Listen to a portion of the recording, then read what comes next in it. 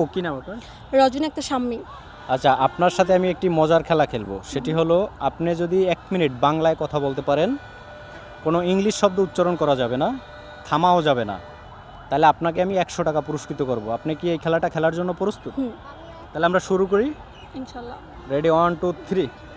আসসালামু আলাইকুম, আমার নাম রজনী আক্তার সাম্মি। আজকে আমি ঘুম থেকে উঠছি 12টার দিকে। ওঠার পর নাস্তা করছি সকালে, তারপর আমি গোসল করছি। তারপরে হলো আমার বান্ধবী আমাকে জানাইলো যে ঘুরতে বের হবে। তারপরে আমি দুপুরে খাবার খেলাম, তারপর কিছুক্ষণ ছাদে হাঁটছি। তারপরে ঘরে এসে সাজুগুজু করলাম, ওখান থেকে রিক্সা নিলাম, তারপর এখানে আসলাম।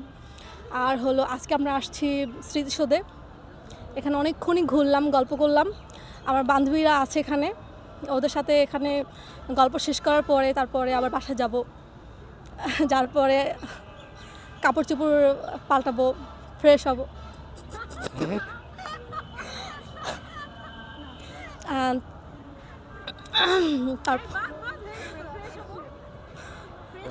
তারপরে হলো রাতে 10টার দিকে ঘুমায় যাব। এইটা হচ্ছে আমার প্রত্যেক দিনের শেষ।